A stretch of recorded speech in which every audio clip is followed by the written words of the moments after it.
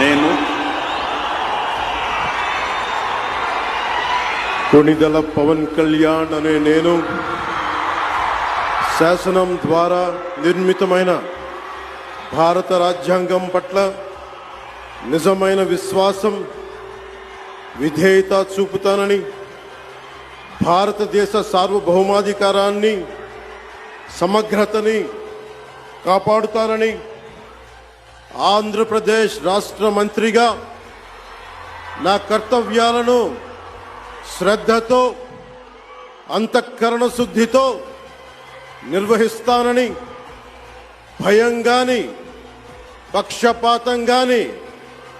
రాగద్వేషాలు గాని లేకుండా రాజ్యాంగాన్ని, శాసనాలని అనుసరించి ప్రజలందరికీ న్యాయం చేకూరుస్తానని